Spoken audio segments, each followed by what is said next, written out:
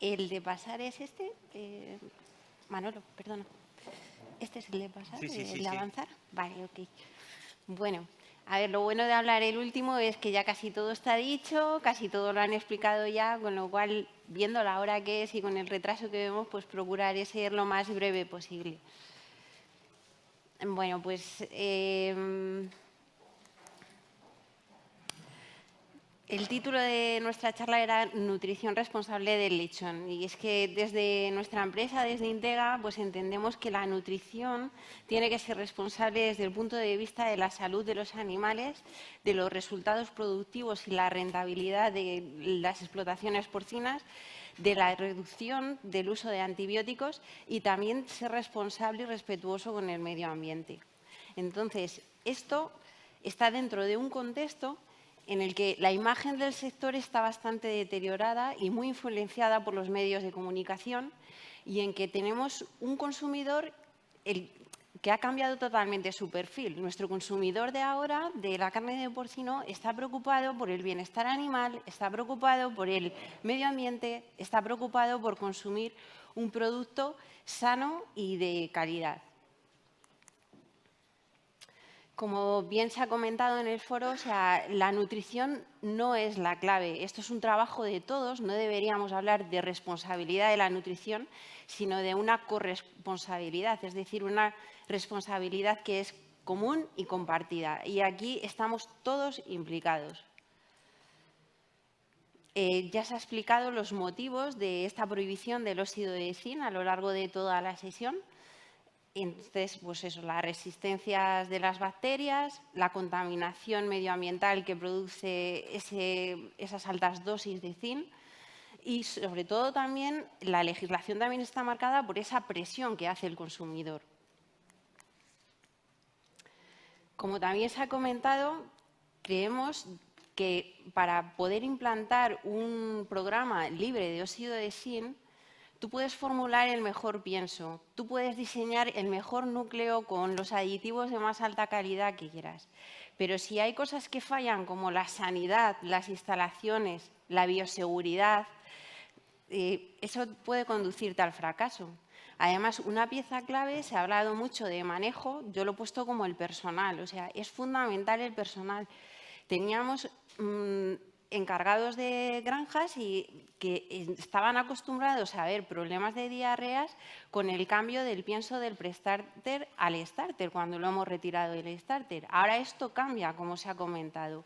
Entonces necesitamos un personal que esté entrenado, que sepa ver los problemas y anticiparse, o sea, actuar rápidamente para que eso no se extienda. Y además que ese personal sepa manejar los animales y el pienso, porque un buen pienso mal manejado nos puede conducir al fracaso. Entonces, lo primero que hay que tener claro es que, desde luego, la nutrición y los aditivos no nos van a sustituir a los antibióticos. Pero sí que es cierto que podemos utilizar ciertas herramientas que nos van a ayudar o que nos van a apoyar. Y en concreto hay ciertas herramientas que tienen, digamos, una acción más parecida a la que pueda tener un medicamento. Entonces, tenemos por un lado los ácidos grasos de cadena corta y de cadena media, que dependiendo de la forma en la que sean aplicados, o sea, el tipo de molécula que apliquemos, pueden tener un efecto más bactericida o no. Y aparte de ello, contamos también con extractos vegetales o fitoquímicos, como queráis llamarlo, o aceites esenciales, que muchas veces han demostrado un efecto sinérgico para la acción de estos ácidos grasos de cadena corta y de cadena media. Además, algunos de ellos también tienen un efecto o un cierto poder antiinflamatorio. Luego también es una herramienta muy útil. También con efecto antiinflamatorio, como ya comentó Guillermo, hay determinadas enzimas que lo que hacen es lidiar con esos factores antinutritivos que provocan en el sistema digestivo esa inflamación. También no podemos olvidarnos de ciertos minerales que también tienen su efecto o control sobre la población patógena. Y, por supuesto, en este sentido también los probióticos y prebióticos, que ya se han comentado a lo largo de toda la charla. Entonces, todo este grupo de herramientas tienen un efecto más parecido a cómo actuaría un medicamento o un antibiótico. Entonces, en función de cuál sea mi objetivo o de lo que yo quiera hacer, pues podré elegir unas u otras, algunas de ellas o todas, dependiendo de cuál sea mi problemática. Quiere decir que si yo pongo todo esto en un núcleo y lo meto dentro de un pienso, ¿se va a acabar el coli? ¿Se va a acabar el Clostridium? ¿Ya no voy a tener estreptococo? Pues no. Lo siento mucho, pero no. Es importante que entendamos lo que le está pasando al lechón. Y a mí, de esos muchos webinares que hemos hecho durante esta pandemia, me gustó mucho cómo Francesc Molins, del SFR de Holanda, explicaba un poco cómo sería la evolución del lechón tras el destete. Él distinguía entre una fase aguda, una primera fase, después del destete, que está caracterizada por la anorexia, por una falta de movimiento de tránsito intestinal. Aquí la digestión y la absorción de nutrientes está comprometida. El lechón no tiene capacidad para poder fermentar la fibra porque todavía no tiene una flora microbiana asentada dentro de su intestino grueso. Y esto lo que le hace es correr un mayor riesgo de sufrir una disbiosis intestinal, con el consiguiente daño que eso produce. Por otro lado, tendríamos la fase de maduración. Entonces, en esa fase de maduración ya el lechón se va recuperando y en esa fase empieza a comer más alimento, ya su capacidad enzimática se ha ido desarrollando y ya va digiriendo mejor y absorbiendo mejor los nutrientes, ya tiene cierta capacidad de fermentación de la fibra y además eso es debido porque ya su flora intestinal está algo más estable. Entonces, la función digestiva se va recuperando poco a poco. Por eso, en la última fase, en la fase de maduración, podemos ver crecimientos ya más importantes que en la primera fase. Él decía que la duración aproximada se estimaba entre 5 o 10 días para cada fase. Y lo que está claro es que el hecho de que la fase aguda se prolongue más o menos va a depender mucho de la edad a la que destetamos. En estos dos gráficos que os he puesto aquí podemos ver cuál es la influencia de la edad al destete. Si lo miramos desde el punto de vista de la salud intestinal, el trabajo de Smith et al. Y colaboradores de 2010 pues nos muestran cómo la permeabilidad de la membrana va disminuyendo conforme aumentamos la edad al destete. Entonces, es lo que explicaba antes Guillermo Ramis, pues que necesitamos que esa membrana esté cerrada. O sea, que la permeabilidad de la membrana disminuya, quiere decir que no dejamos pasar ni virus, ni bacterias, ni otras cosas a través de la membrana. Luego, eso está muy relacionado con la salud intestinal y con la reducción del uso de antibióticos. Por otro lado, el trabajo de Fachin et al. Lo que nos muestra es que la pérdida de peso que se puede producir tras el destete es mucho menor cuando nosotros destetamos lechones de más edad.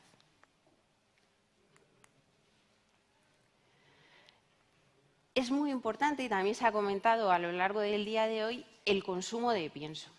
En el gráfico que tienen ahí, en el eje de abscisas, tienen los días post-destete y en el eje de ordenadas la altura de las vellosidades como marcador del crecimiento o indicador de la salud intestinal y del desarrollo del aparato digestivo. En la línea azul tenemos lechones que tendrían una ingesta alta de pienso y en la línea roja lechones con una baja ingestión de pienso. Cuando los lechones tienen una ingesta baja, cuando no comen pienso, la altura de las vellosidades cae drásticamente. Luego, si un lechón no come, está comprometiendo el desarrollo de su epitelio intestinal. En este trabajo de Brunix, lo que hicieron fueron 3 grupos, ¿no? Han dividido los resultados en 3 grupos. A unos les ofrecieron CRIFID antes de la etapa del destete. y a otros sí que les ofrecieron. Pero dentro de los animales a los que le ofrecieron había comedores representados en color morado, y no comedores en color azul.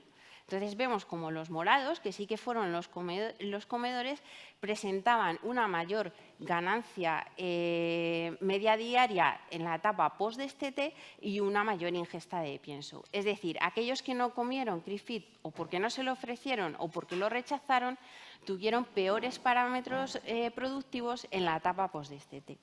Además, hay trabajos creo recordar el GEO y colaboradores de 2018 que lo que muestran es que los resultados de ganancia media diaria y de ingesta de pienso tienden a ser mejores cuando el pienso que utilizamos antes del destete es el mismo que utilizamos después del destete. Ya se ha hablado mucho de la fibra insoluble, de la fibra soluble. Este trabajo también es del SFR de Holanda. Y en este trabajo lo que enfrentaron fueron 6 tratamientos diferentes frente a un tratamiento control.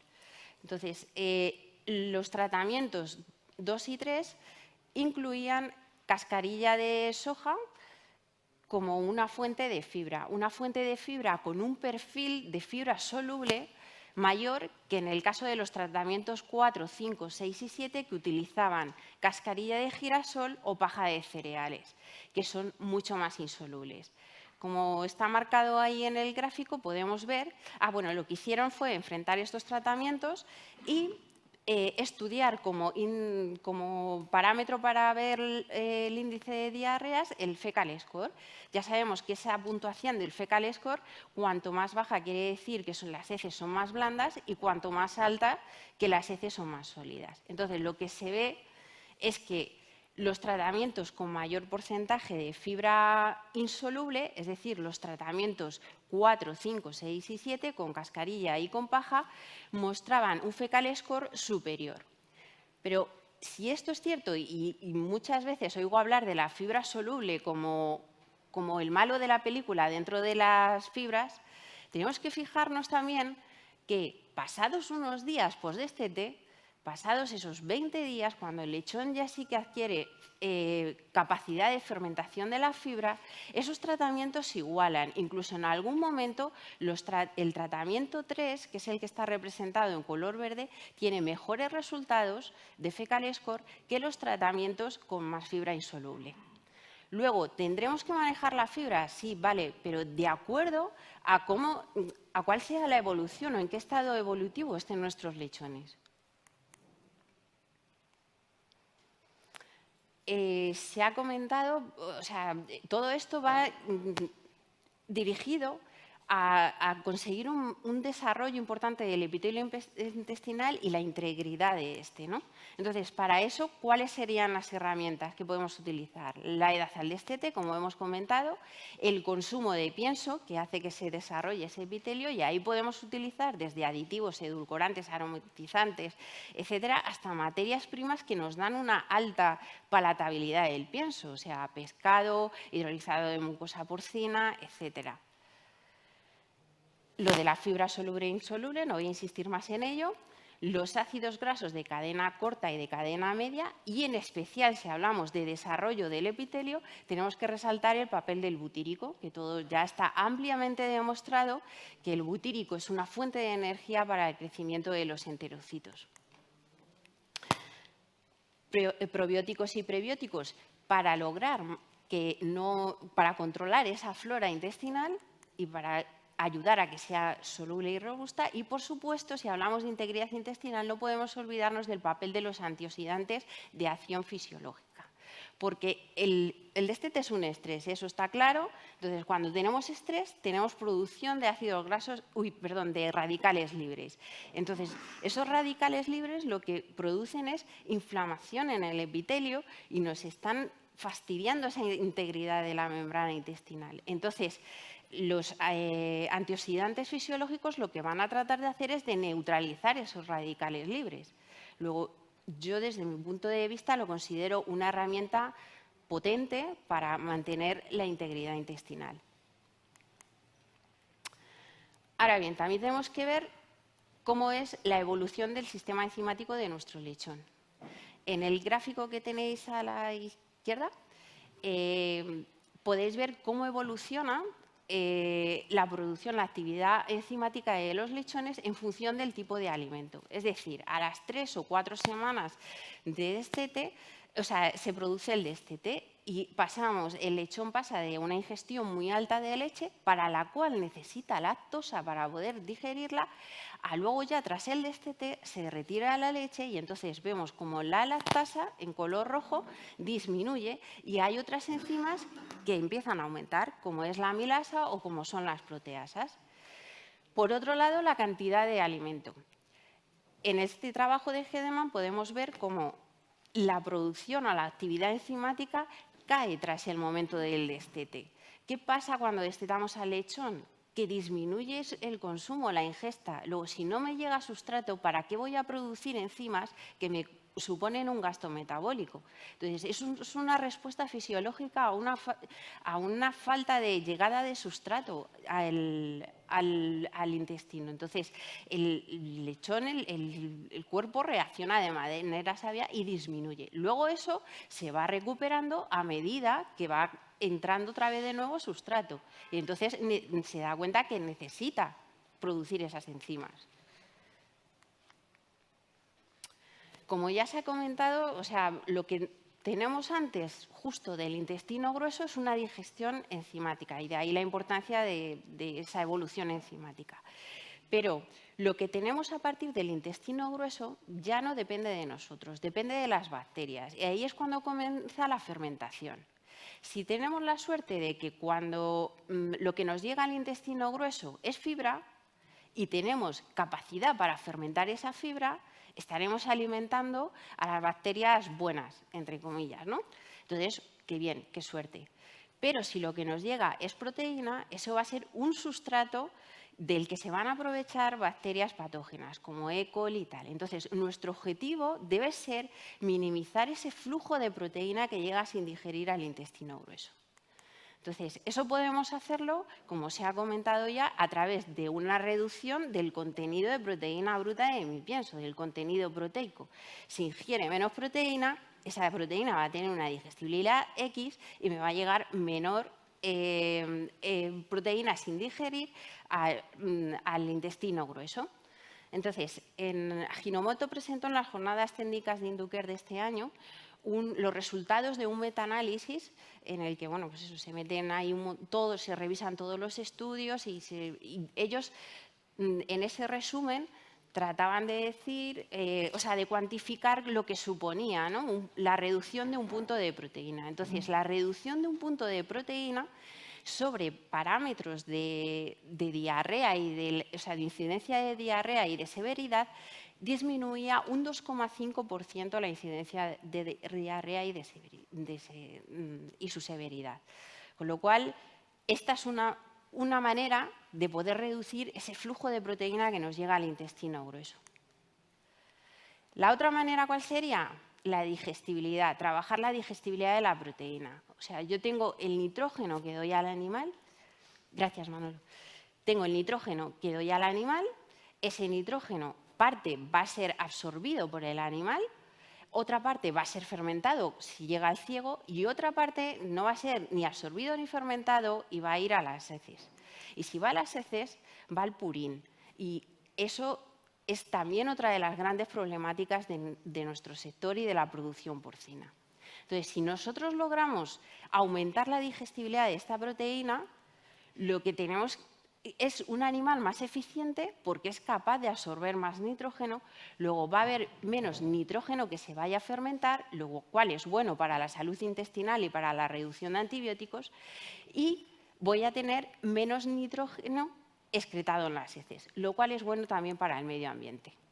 Y también en esas jornadas también estudiaron o cuantificaron, bueno, se presentaron los resultados de esos metaanálisis y en esos también presentaron cuál sería el impacto de la reducción de un punto de proteína bruta sobre la excreción de nitrógeno. Y un punto de proteína bruta reducía la excreción de nitrógeno total en un 8%. Con lo cual, si nuestro foco, donde nosotros queremos poner la atención es en la mejora de la digestibilidad, ya sea de la proteína o de otros componentes de la dieta, pues por supuesto tenemos que mirar a la calidad de las materias primas e invertir cuando más lo necesitamos, en un momento en el que el lechón tiene el desarrollo y la capacidad enzimática comprometida, en materias primas de calidad. Las enzimas nos pueden ayudar, porque como ya hemos dicho, o sea, el lechón está limitado enzimáticamente, ¿vale? Entonces, enzimas que pueden ser proteasas, como se ha comentado anteriormente, que pueden ser amilasas, que pueden ser betaglucanasas, que pueden ser silanasas, damananasas, pectinasas, o sea, lo que queráis. En el mercado hay muchísimas, pero si tú ayudas a un sistema enzimático comprometido, pues vas a obtener una mejora en la digestibilidad. El tema del pH y de la capacidad base del alimento. O sea, ácidos hay muchos y hay que saber cómo aplicarlos. ¿Y cuál es mi objetivo? Si yo lo que quiero es acidificar a nivel de estómago, o si lo que quiero es llegar al intestino, o si lo que busco es un efecto bactericida del ácido. O sea, son cosas diferentes, hay moléculas diferentes y hemos de trabajar los ácidos de manera diferente. Pero si lo que queremos es ayudar al lechón porque tiene la capacidad de producción de clorhídrico comprometida y si no hay un pH bajo que se consigue con ese clorhídrico, no se puede activar la pepsina y no puede empezar la digestión de las proteínas, pues entonces lo que haré será utilizar ácidos que le ayuden y controlar la capacidad buffer del alimento.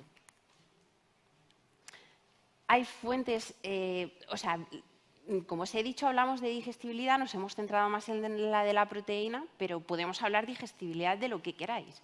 El caso es que lo que no se digiere o es fermentado o acaba en el purín. Entonces, cuando hablamos de minerales, también tenemos a nuestra disposición fuentes minerales que son más biodisponibles para el animal. Luego, realmente es minerales que no acaban en el purín. Luego, estamos actuando de una manera más responsable también con el medio ambiente.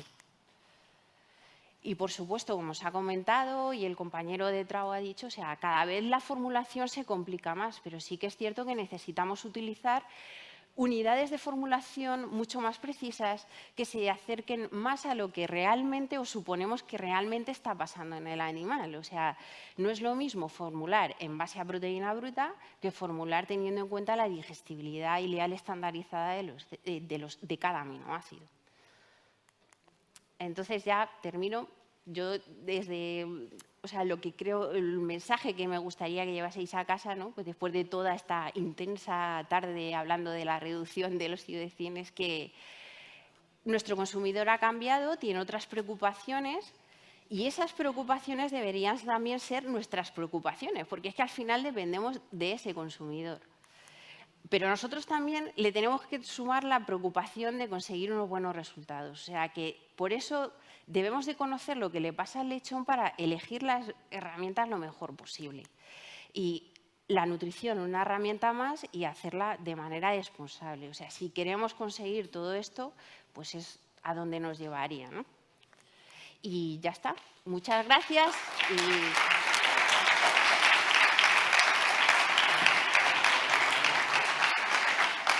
Muchas gracias. La SEPO no sería SEPO si no acabáramos a las tantas. Es que no lo conseguimos nunca acabar en hora. Esto es un... ¿Qué se va a hacer? ¿Qué se va a hacer? ¿Hay alguna pregunta? Bueno, a ver, no, es que no veo.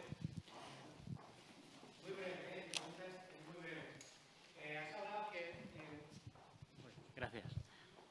Has hablado en tu presentación del uso responsable, ¿no? Sí. Entonces, mi pregunta es, has dicho que los aditivos no van a sustituir a los antibióticos, entonces, ¿deberíamos tener una responsabilidad respecto a los parámetros zootécnicos? ¿Deben ser diferentes?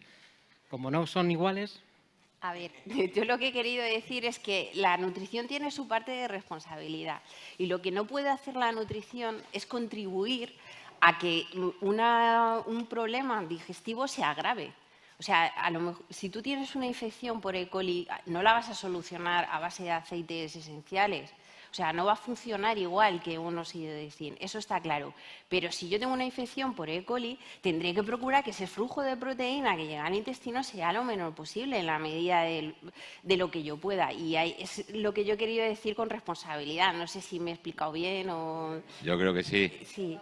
Totalmente, porque Vale. lo que has querido decir es que los problemas de patología son de patología y los problemas de Aquí nutrición... cada uno tiene que asumir su papel.